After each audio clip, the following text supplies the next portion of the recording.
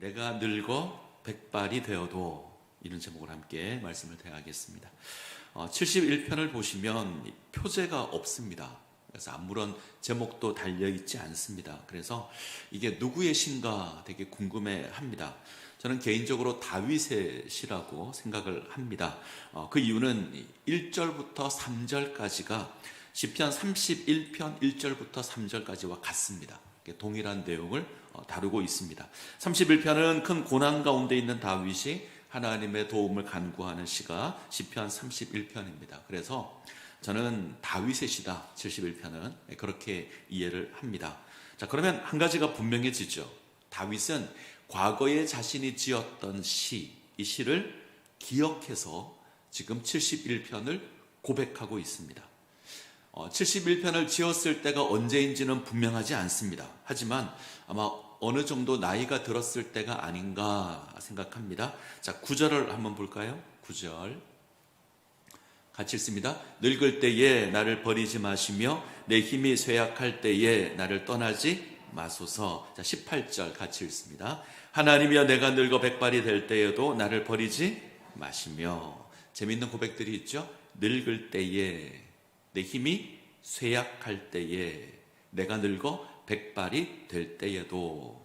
아마 이런 표현들을 보고 사람들은 생각하기를 아마 다윗이 노년의 때가 되어서 지은 시가 아닐까 이렇게 생각합니다. 근데 저는 꼭 그렇게 생각할 건 아닌 것 같습니다. 노년의 때보다는 노년의 때를 바라보고 있는 인생의 어느 시점, 중년의 때가 아닐까. 나이를 따진다면 한 50대 정도가 아닐까, 저는 그렇게 생각합니다. 다윗이 유다의 왕이 된 것이 30살 때입니다. 이스라엘의 왕이 된 건 37살 때입니다. 그리고 70세까지 이스라엘의 왕으로 통치합니다. 자, 50대가 되었을 때, 이때는 다윗의 왕조를 세우기 위해서 다윗이 여러 가지 일들을 감당했을 때입니다. 그리고 나라가 좀 견고하게 세워졌을 때, 자, 이 50대가 되었을 때 중요한 사건이 하나 있습니다. 밧세바 사건이 이때쯤 일어납니다. 지금까지 승승장구했던 다윗입니다. 근데 이 다윗이 크게 흔들린 사건이 밧세바 사건입니다. 자, 이 사건을 계기로 다시 하나님을 바라보긴 하지만 다윗이 굉장히 충격을 받았던 것 같습니다. 이때 아마 71편을 짓지 않았을까 그렇게 생각합니다. 이 50대가 주는 모호함이 있습니다. 노인은 아닌데 그렇다고 한참 젊을 때도 아닙니다. 이제는 힘이 약해져 간다는 것을 느끼기 시작할 때, 뭔가 내 몸이 조금 좀 약해진다 이런 생각이 들 때가 이때입니다. 노년에 대한 부담이 가득해질 때가 이때입니다. 이 시기 때 다윗이 71편을 고백하는 것 같습니다. 우리가 이 시를 이해하기 위해서 몇 가지 사실을 확인해야 하는데, 자, 첫 번째는 시인이 다윗이 젊었을 때에 하나님의 은혜를 경험하는 삶을 살았습니다. 자, 5절을 한번 보죠. 5절 같이 읽습니다. 주 여호와여, 주는 나의 소망이시요 내가 어릴 때부터 신뢰한 이시라. 내가 어릴 때부터 주님을 의지했습니다. 이것은 어릴 때부터 하나님의 은혜를 경험했다는 겁니다. 다윗은 어릴 때부터 하나님을 의지하고 하나님을 섬기는 삶을 삽니다. 6절 보면 어머니의 뱃속에 있을 때부터 하나님을 의지했다. 이 말은 어릴 때부터 하나님을 섬기는 삶을 살았다. 그래서 71편을 보면 하나님을 경험한 고백들이 많습니다. 3절에 나의 반석, 나의 요새, 5절에 나의 소망, 내가 신뢰하니, 7절에 나의 견고한 피난처, 15절에 주의 공의와 구원, 22절 주의 성실, 23절 속량하시는 하나님, 이런 고백들이 있습니다. 이건 하나님을 열심히 섬겼다는 것이고 그것으로 하나님의 많은 은혜를 누렸다는 겁니다. 우리가 다윗이라면 충분히 그랬을 거라고 생각합니다. 목자로 양을 칠 때 하나님을 의지함으로 맹수를 이겼습니다. 하나님의 이름으로 블레셋 장수 골리앗을 이깁니다. 사울이 다윗을 죽이려 할 때 다윗을 하나님을 의지했고 하나님은 다윗을 지켰습니다. 하나님께서 다윗을 이스라엘의 왕으로 세웠습니다. 이 모든 것이 하나님의 은혜였습니다. 이 경험이 다윗에게 있습니다. 이것이 하나 우리가 기억해야 될 것이고, 두 번째, 이제 시인이 나이가 들어가고 있습니다. 말씀드린 것처럼 중년의 때를 지나가고 있습니다. 이제는 기운이 좀 빠지기 시작을 했고 힘이 없어질 때입니다. 점점 성장할 때가 아니라 점점 약해질 때. 이게 좀 충격입니다. 저희 집 사모가 초등학교 이제 입학을 해서 다니고 있습니다. 제가 아침에 데려다 주고 이제 일주일에 몇 번은 제가 데려오기도 했습니다. 학교 가면 수의실이 있잖아요. 장신초등학교는 그곳을 보안관실 이렇게 부르더라고요. 그곳에 이제 아이의 이름을 얘기하면 그곳에서 교실로, 돌봄 교실로 전화를 해서 아이를 불러냅니다. 제가 그곳에 근무하는 분을 몇 분 이제 오래 뵀는데 못 보던 분이 한 분 계시더라고요. 나이가 좀 많으신 분이 근무를 하고 계십니다. 아마 새로 오신 것 같은데 이런저런 이야기를 나눕니다. 근데 이분이 제 나이가 가늠이 좀 안 되었던 것 같아요. 아빠라고 하기에는 이분이 좀 많다고 생각했던 것 같고, 할아버지라고 하기에는 좀 많이 젊은 것 같고, 한참을 보시더니 이렇게 말씀하시더라고요. 가서 손주 안아주세요. 제가 못 들은 척 했습니다. 이게 반응을 하면 안 될 것 같아서 화를 내도 안 될 것 같고 제가 아무런 반응을 하지 않고 모른 척 했는데 충격을 좀 받았습니다. 스스로 동안이라고 생각하고 살아가고 있는데 할아버지가 되었어요. 저는 이분이 연세가 좀 많으시고 옆에 안경이 있는데 안경도 안 쓰고 저를 바라봐서 잘못 봤을 거라 이렇게 생각을 하는데 그래도 좀 충격이었습니다. 나도 이제 나이가 좀 들어 보이는구나, 이런 좀 서글퍼지기도 했습니다. 우리 어르신분들이 계신데 이런 표현을 써서 좀 죄송합니다. 늙는다라는 건 쇠퇴한다 이런 뜻입니다. 성장이 아니라 약해진다. 어린아이는 아프면 자라거든요. 어른은 아프면 늙습니다. 우선 힘이 약해집니다. 할 수 있는 일이 줄어듭니다. 예전엔 며칠을 세워도 견딜만 했습니다. 이제는 하룻밤만 세워도 힘이 듭니다. 쉽게 피곤을 느낍니다. 의욕을 상실하게 됩니다. 직장에서는 정년퇴직이라는 것이 있습니다. 나이가 많아지면 물러나야 한다, 이런 뜻입니다. 뭔가를 시작할 때가 아니라 뭔가를 정리해야 될 때, 뭔가를 마무리해야 될 때, 약해질 때. 문제는 시간이 지날수록 점점 더 강해지는 게 아니라 점점 더 약해지는 때가 이때입니다. 다윗이 이것을 경험하고 있습니다. 자, 세 번째, 우리가 기억해야 될 건 나이가 많아지는 것과 상관없이 여전히 나의 삶에는 해결해야 될 문제가 많다는 겁니다. 다윗이 많은 인생의 문제들을 경험했습니다. 그것을 해결하는 삶을 살았습니다. 이제 나이가 들었는데 문제가 없는 게 아닙니다. 여전히 문제가 존재합니다. 다윗이 왕이 되었다고 해서 문제가 사라지는 게 아닙니다. 사울의 문제가 해결되었다고 해서 모든 것이 끝난 것이 아닙니다. 주변의 여러 나라들과 여전히 전쟁을 해야 합니다. 나이가 많다고 해서 문제가 사라지는 게 아니죠. 문제는 여전히 존재합니다. 이제 다윗은 왕위를 물려줄 준비를 해야 합니다. 우리가 성경을 통해서 본 것처럼 왕위를 두고 다윗의 자식들 간에 형제난이 일어날 정도로 혼란스러웠습니다. 이 문제도 해결해야 합니다. 무엇보다 하나님의 성전 지을 준비를 해야 되죠. 하나님께서 다윗의 몸으로 난 자를 통해서 성전을 짓겠다. 그 준비를 다윗이 해야 합니다. 해야 될 일이 많습니다. 자, 네 번째, 노년의 때가 되어서도 하나님의 은혜가 필요하다는 겁니다. 자, 다윗이 내린 결론이 여기 있습니다. 노년의 때가 되어도 하나님의 은혜가 필요합니다. 젊을 때 하나님의 은혜가 필요했다면 노년의 때는 더욱더 하나님의 은혜가 필요할 겁니다. 다윗이 이것을 깨닫습니다. 그리고 간구합니다. 이게 71편입니다. 자, 1절과 2절을 한번 보죠. 1절과 2절 같이 읽습니다. 여호와여, 내가 주께 피하오니 내가 영원히 수치를 당하게 하지 마소서. 주의 의로 나를 건지시며 나를 풀어주시며 주의 귀를 내게 기울이사 나를 구원하소서.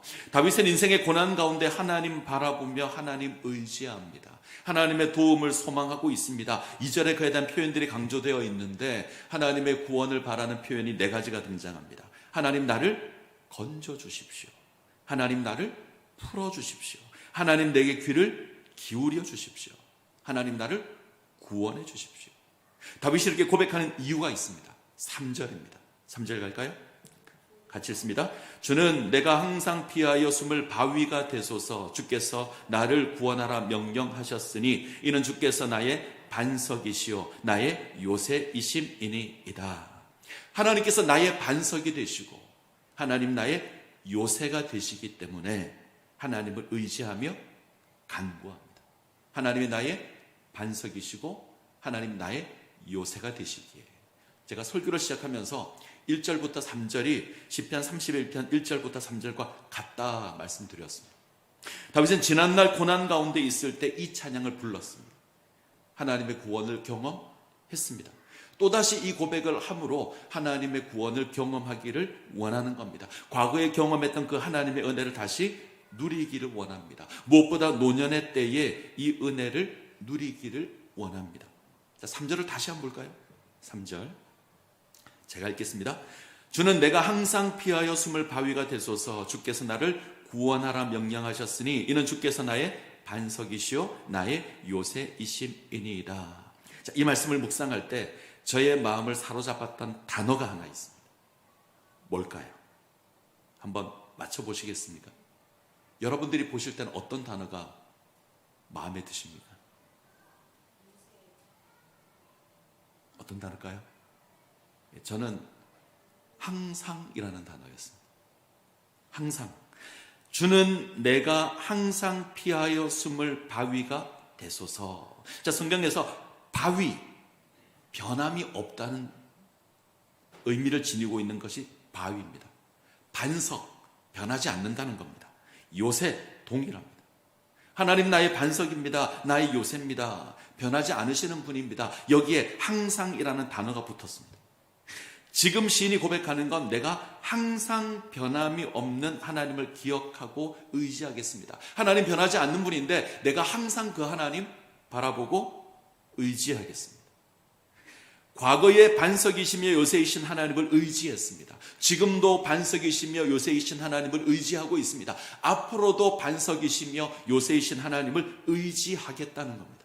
백발이 되어서도 항상 하나님을 의지하겠다. 자, 이 고백을 항상이라는 단어에 담았습니다. 자, 31편을 보시면 이 항상이 없습니다. 31편 1절부터 3절까지가 71편 1절부터 3절까지가 같은데 항상이라는 단어가 없습니다. 다윗이 이 고백을 하는 건 자신이 노년이 되었다고 할지라도 하나님 변하지 않기에 나도 변하지 않겠다는 다짐이며 고백입니다. 하나님 변하지 않으시는 분입니다. 하나님의 은혜는 변함이 없습니다. 때문에 자신 역시 변하지 않고 항상 하나님 바라보겠다 고백합니다. 자, 이것을 기억하고 간구합니다. 자, 9절로 가죠. 같이 읽습니다. 늙을 때에 나를 버리지 마시며 내 힘이 쇠약할 때에 나를 떠나지 마소서. 하나님 변함없는 하나님이시기에 이렇게 고백하는 겁니다. 하나님 내가 노년의 때가 되었을 때도 나의 하나님 되어 주십시오. 자, 1절 시작을 보시면 여호와여 이렇게 시작합니다. 71편은 여호와여. 평범해 보이지만 좀 특별합니다. 보통 시편은 여호와여 이렇게 시작 안 합니다. 하나님이여 이렇게 시작합니다. 뭐 앞에 있는 70편을 보셔도 되고 73편을 보셔도 되고 72편을 보셔도 됩니다. 다 하나님이여 이렇게 시작합니다. 그럼 언제 여호와여 이렇게 고백을 할까요? 개인의 신앙을 고백할 때 여호와여 그럽니다. 우리가 잘 아는 여호와는 나의 목자시니 내게 부족함이 없으리로다. 나의 힘이신 여호와여 내가 주를 사랑하나이다. 하나님이여 여호와여 무슨 차이가 있습니까? 우리가 볼 땐 별 차이가 없는 것 같은데 중요한 차이가 있습니다. 하나님이여 라고 할 때는 창조주 하나님을 고백하는 겁니다. 천지를 창조하시는 능력의 하나님, 온 세상을 주장하시고 다스리시는 하나님, 그 하나님을 고백할 때 주로 하나님이여 이렇게 갑니다. 여호와여 이렇게 할 때는 나와 관계되신 하나님, 나의 하나님을 고백할 때는 여호와여 이럽니다. 천지를 창조하신 하나님이 나의 하나님이 되신다 그러면 여호와여 이렇게 고백합니다. 자, 2절을 보시면 나의 반석, 나의 요새. 5절을 보시면 나의 소망, 내가 신뢰하리. 7절을 보시면 나의 견고한 피난처. 이 고백들은 하나님이 나의 하나님이라는 겁니다. 그래서 여호와여 이렇게 고백합니다. 나와 언약을 맺고 나를 지키시는 하나님, 그 하나님 여호와 하나님. 그 하나님께서 과거에도 나의 하나님이셨고 지금도 나의 하나님이시고 앞으로도 나의 하나님이 되실 겁니다. 영원히 나의 하나님이 되실 겁니다. 그러기에 여호와여 이렇게 고백하는 겁니다. 지난날 나를 인도하시고 구원하신 하나님께서 지금도 나와 함께 하시며 나를 인도하시고 먼 훗날 내가 백발이 되었을 때에도 나와 함께 하실 겁니다. 나의 하나님이 되실 겁니다. 이 하나님을 믿으시기 바랍니다. 과거에도 나의 하나님이셨고 지금도 나의 하나님이시고 앞으로 먼 미래에도 나의 하나님이실 겁니다. 때문에 다윗은 내가 항상 주를 찬송하겠습니다 고백합니다. 항상 주를 의지하기에 항상 주를 찬양합니다. 그리고 소망을 품습니다. 자, 14절 같이 읽습니다. 나는 항상 소망을 품고 주를 더욱 찬송하리이다. 저 이 고백이 정말 중요하다고 생각합니다. 정말 귀하다고 생각합니다. 노년이라는 것이 소망을 사라지게 하지 않습니다. 사람들은 말합니다. 나이가 들면 이제는 끝났다. 나이가 들면 멈춰야 한다. 백발이 되면 소망이 없다. 근데 다윗은 아닙니다. 뭐라고 고백하죠? 내가 항상 소망을 품고 주를 더욱 찬송하리이다. 항상 소망을 품겠습니다. 어릴 때만 소망을 품는 게 아닙니다. 장년이 되어서도 중년이 되어서도 소망을 품고 있고 노인이 되어서도 백발이 되어서도 여전히 소망을 품고 있습니다. 이유가 뭐죠? 하나님 변함이 없으신 하나님이시기 때문에, 하나님 나의 하나님이 되시기 때문에. 믿는 사람에게는 나이와 상관없이 하나님께서 소망이 되십니다. 나이가 들면 소망을 멈춰야 한다? 아닙니다. 나이와 상관없이 우리는 언제나 하나님을 기억하며 소망을 가져야 합니다. 세상 사람들은 나이가 들면 쓸모 없어진다 생각합니다. 그래서 서글퍼지고 위축됩니다. 근데 다윗은 아닙니다. 나이가 들지만 여전히 하나님 바라보고 여전히 소망진이고 여전히 하나님 나라의 사명을 감당하려고 합니다. 하나님께서는 우리의 나이와 상관없이 우리를 사용하실 겁니다. 우리가 살아가는 세상은 아니죠. 젊고 유능한 자를 채용합니다. 회사에서 채용하는 공고를 보면 몇 세에서 몇 세 이렇게 기준이 있습니다. 힘 있는 자를 채용하려고 그러고 유능한 자를 채용하려고 그럽니다. 근데 하나님 사람의 외모를 보지 않으십니다. 세상에서 볼 때 보잘것없고 연약한 존재를 택해서 사용하십니다. 하나님 아브라함 몇 세 때 부르시죠? 창세기 12장이 기준이면 75세 때 부르십니다. 나이 개념이 오늘날과 다를 수 있지만 적어도 중년 이상입니다. 이 아브라함을 불러서 약속을 이루어 가십니다. 무엇보다 아브라함에게 약속의 자녀를 허락하신 때는 그의 나이가 100세 때입니다. 하나님께서 모세를 부르신 것 80세 때입니다. 시편 90편을 모세가 지었는데 모세가 그러죠. 인생의 연수가 70이요 강건하면 80이다. 인생의 연수가 70, 80일 그때에 하나님께서는 80의 나이를 지닌 모세를 불렀습니다. 출애굽의 역사를 이루어 가시고 광야 40년을 인도하며 약속의 땅으로 이끌고 가게 하십니다. 모세가 이 사명을 감당합니다. 갈렙은 85세 때 약속의 땅으로 나아갑니다. 당시 이스라엘 가운데 가장 나이가 많은 사람이 갈렙이었을 겁니다. 이 갈렙이 가장 강한 적이 있는 헤브론으로 올라갑니다. 하나님께서 헤브론을 갈렙에게 기업으로 주십니다. 신약으로 넘어오면 시므온과 안나는 노년의 때에 메시아를 만나고 예언하는 사명을 감당합니다. 우리의 모습이 우리의 나이가 중요하지 않습니다. 하나님께서 함께 하시면 얼마든지 우리가 놀라운 일을 할 수 있습니다. 믿으시기 바랍니다. 나는 나이가 많으니 이제 쓸모가 없을 거야. 아니요. 하나님은 그렇게 생각하지 않으실 겁니다. 자, 마지막으로 한 가지만 확인해 볼까요? 자, 18절. 71편 18절 같이 읽습니다. 하나님이여 내가 늙어 백발이 될 때에도 나를 버리지 마시며 내가 주의 힘을 후대에 전하고 주의 능력을 장래의 모든 사람에게 전하기까지 나를 버리지 마소서. 자, 이 고백은 늙어 백발이 될 때에도 나를 버리지 말아달라 이런 간구이지만 그 중간을 보시면 내가 백발이 될 때까지 주의 힘을 후대에 전하겠습니다. 이런 고백이 있습니다. 이게 핵심입니다. 내가 백발이 되어도 주의 힘을 후대에 전하겠습니다. 노년의 때에 감당해야 될 사명이 있습니다. 후대에게 하나님을 증거하는 겁니다. 다음 세대에게 하나님을 전하는 겁니다. 노년의 다윗이 감당해야 될 사명은 다윗 왕조를 하나님을 섬기는 왕조로 세우는 겁니다. 하나님의 성전 지을 준비를 하는 겁니다. 이 일을 위해서 후대에 하나님을 증거합니다. 우리가 시편 127편을 봤죠. 127편 1절 이렇게 되어 있습니다. 여호와께서 집을 세우지 아니하시면 세우는 자의 수고가 헛되며 여호와께서 성을 지키지 아니하시면 파수꾼의 깨어 있음이 헛되도다. 자, 이 시는 솔로몬의 시 되어 있는데 제가 그렇게 말씀드렸습니다. 솔로몬이 지은 시라기보다는 솔로몬을 위한 시. 아마 다윗이 이 시를 지었을 거다. 다윗이 아들 솔로몬에게 이렇게 선포합니다. 하나님께서 함께하지 않으면 성전을 짓는 것이 아무런 의미가 없고 하나님께서 함께하지 않으면 파수꾼이 예루살렘을 지키는 것이 아무런 의미가 없다. 하나님이 함께하지 않으면 네가 성전을 짓고 네가 예루살렘을 지키는 것이 아무런 의미가 없다.